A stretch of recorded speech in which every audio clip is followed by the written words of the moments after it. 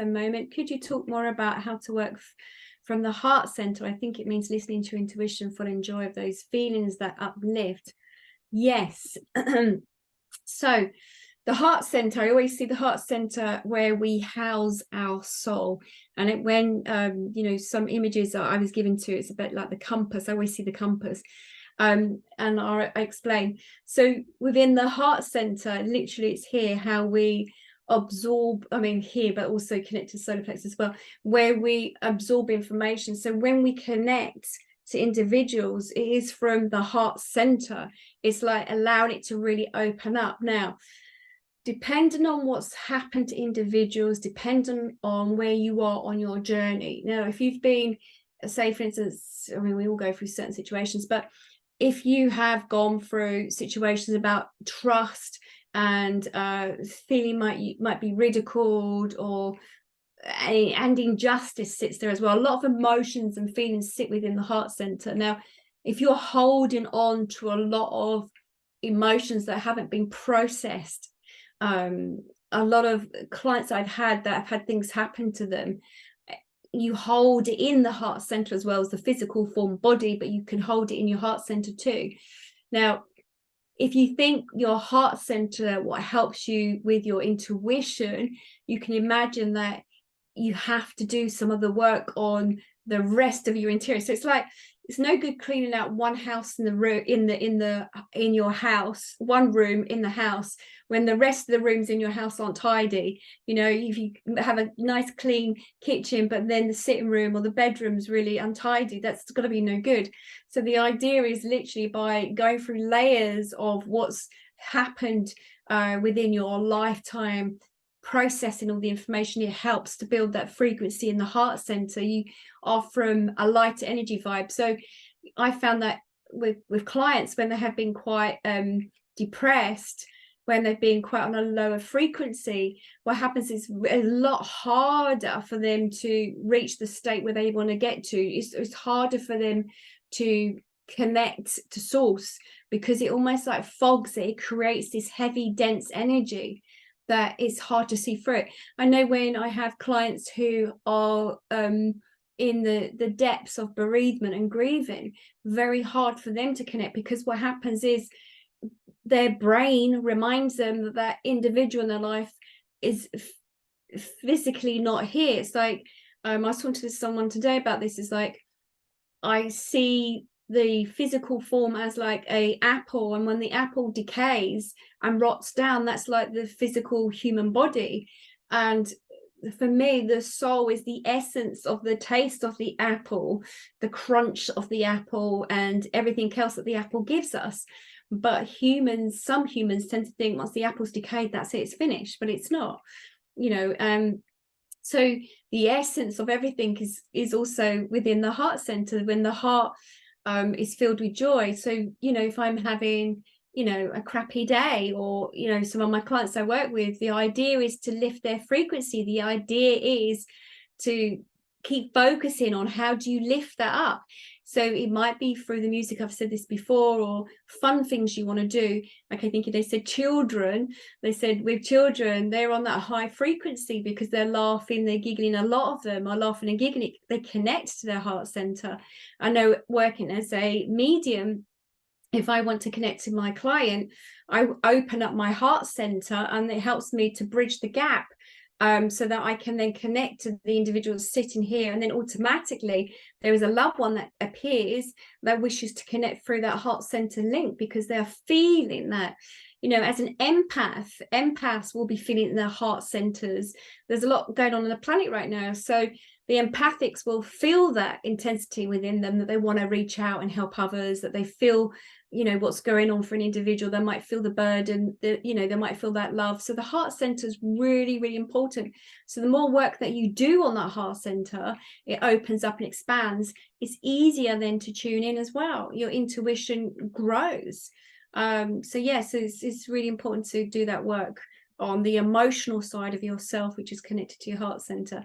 And when I said about compass, it's very much about your soul is trying to guide you. So your compass will sort of try to direct you and help you with your intuitive side to send you to the places where you need to.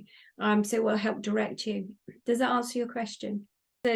On your planet right now, there will be many of you that will feel that internal frustration, where many of you are aware that your soul wants to be at a certain level or place, like using or working with your abilities and helping to guide others and to serve. Many of you will be hearing that sentence, to serve, to be of service to others, because of what is going on as in the human sense or within your world, that it can be held back through tension or stress or worry or frightened for your voice to be heard. There is a lot going on your planet, and there is this shift, as in what's going on the world stage, but that is very much about bringing it to the attention of, it's supposed to be stimulating you for them to get up and to make changes. So all these feelings that the human feels, maybe anxiety about, or the timeline, I must do this, and then having a go at your internal part, well, why am I not doing this, and getting quite cross and frustrated. The timing of it will be right for you when this happens, but it's very much about knowing that this is part of the process, that you have to feel so uncomfortable. That is the way that the human then moves and shifts through, cuts through. Then the way we're showing Anne, like a wedding or birthday cake that cut through the icing, and it can be quite difficult, it can be quite hard, but it is the knowing internally within the heart. It's working with the heart. It's literally coming out of working with the brain and allowing the brain to rule. It's more about working through the heart center, that you allow the heart center to step up and the heart to rule, not to be shouted down by the head. So when there are those thoughts that come in internally, and anxiety or whatever it is for the individual, it would be then to self-talk. It would be then to say, it's okay.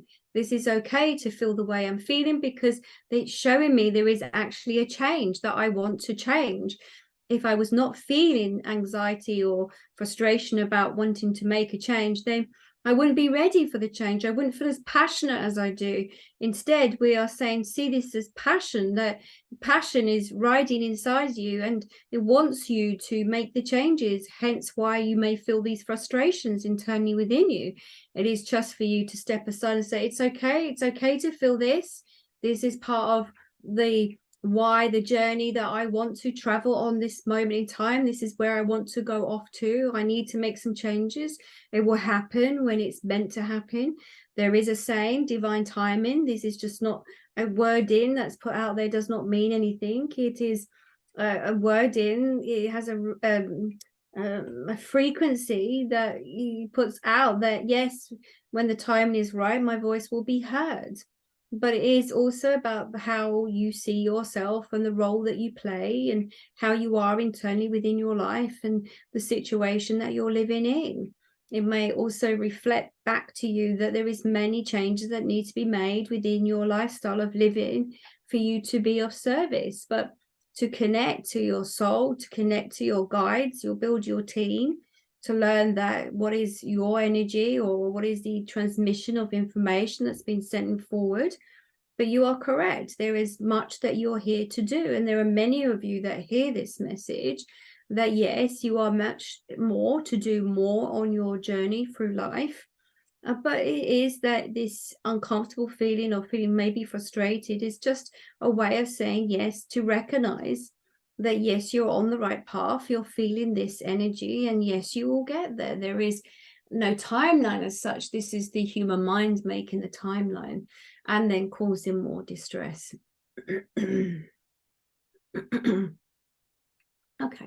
I hope that helps. That is a really good question. So yeah, why is it then, with friends and family members, we can do great readings for them and we can see what's happening for them, and then when it's ourselves, it's like we might go blank, or are we told that we can't have all the information? It's interesting because I was having this conversation with someone recently, and so thank you, they said emotionally, when you're entangled within your emotional experience, i.e. when it's for yourself, you're more emotionally involved, so it's hard then to separate yourself, and the outcome of what's going to happen again emotionally gets involved. Now if I want to know something, I go to my guides.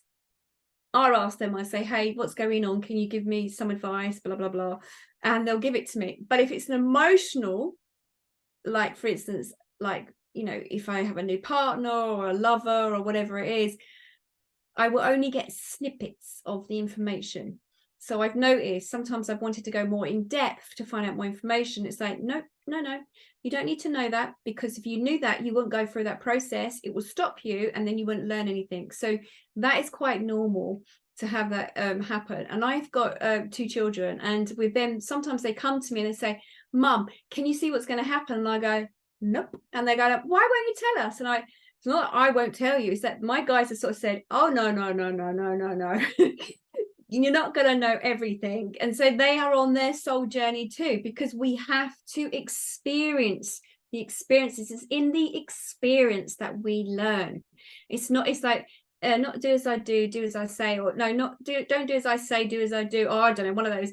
And it's very much about being in that soul experience of the emotional part of your soul, as engaging with all the emotions so that you feel it. That's how you learn. If you knew everything, and it's like, yeah, I'm not going to do this because, but normally a lot of the information they haven't told me, I've grown so much from just the lessons of the experience of going through whatever it is. So that is why. So you do good readings, but yes, they're not going to give you all the information. Good point. That freeze moment, what they call it, well, when I communicate with them, it doesn't mean it's right for everybody, but with the acorn and the part about it, you know, it cracks and we go through that intensity, and then we're like, oh my God. Now, an acorn doesn't freak out, of course not. An acorn doesn't say, oh no, I just don't want to change my shape and form, I want to be like this the rest of my life. Humans tend to do that. Whereas an acorn says, okay, there's more growth. And so that the acorn, then when you're going through your growth and your period, it goes through that sense of putting its roots all the way down. And that's looking at your infrastructure of what makes you who you are. So in that moment, we know that takes time to grow down, to find your structure before it starts climbing up and then turning into a little tree. Okay, so it takes time. So in the crack of the disaster, whatever happens in your life, it is that moment that the acorn is like, I haven't been inside an acorn, I have no idea, but this is what I'm saying. It's not the acorn saying, oh, it's just like, it takes its time to process. If you think, okay, they said, if you think of what is going on externally around the acorn, the environment of the acorn, and when the trees are dropping the acorns, like autumn time and stuff, they don't start then rising up then in autumn. It's almost like get buried down to some degree, and it's the spring, they start cracking up with the heat. So it's not like they freeze, it's a moment of pause.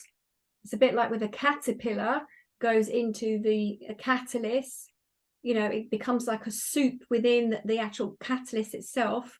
And they said that the caterpillars do not have nerve endings, because otherwise guides just walked in, something they just said, but they'd be freaking out basically, because we're like, no, I don't want to be going through this. Like the human goes, no, I don't want to go through this. The caterpillar will go, no, I don't want to go through this. And so thankfully the caterpillar doesn't have all those senses. I've read a lot about caterpillars, trust me, because they made me. There are discs within their physical bodies that change into wings and eyes and everything else. So there's parts of them that know what they're going to change into. But because they don't have those nerve endings, they're not going through as much pain as what the human would go through, and the suffering that you go through. So it takes time for it to then change its shape and form. Okay, thinking the human needs time to take its shape and form. It needs a moment of pause. So just like the acorn, it needs the right timing to grow. It would be, sometimes it's the incorrect time. If an acorn was growing in winter, you know, it's stored, it's on hibernation mode in a sense. It knows when to sprout, it knows when to grow.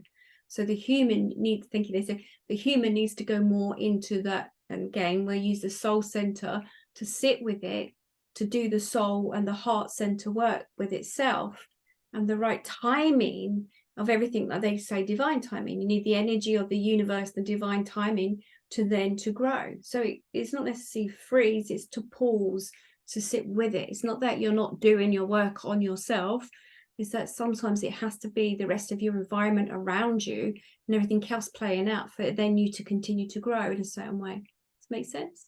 We use the brain, we use too much of the logic in our lives because we have been trained, we have been programmed on your planet to use your brain more than to step into the heart center and to go with the emotions of how, and the intuition to guide us. It's more of we overthink, we overanalyze. Okay. Even energy work can be addictive, can be extremely addictive. When you're in a high frequency and high level, there's moments where it's like, oh, I can't get enough of it. I'm like, oh my God, this sounds really bad. It's an addiction.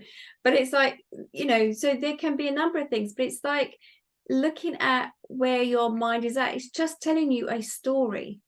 Your mind is telling you a story. So it's whether you then choose to believe it or not. So when addictions come up, or when something comes up that you thought you've shifted it and you've let go of it, when it comes up again, it could just be another layer of it, that at this point on your life, your journey of who you are right now and how you see it, you're seeing it different from where you'd seen it before. Okay, thinking, because they are saying to me, there's no way that you've gone back to it. In a sense, you've changed, and as you're changing, sometimes the old part of us is like saying, oh, I don't want to lose what I had. And I remember that familiar feeling, in the sense of, I know who I once was, and that feels familiar because the rest of my life is changing right now. So I must seek out the familiar, even though I call it an addiction, it's really bad for me, but I got to seek that out because that reminds me of who I once were or who I think I am, but actually you're changing. So it's like the old subconscious mind is like saying, oh, yeah, okay, she's shifting.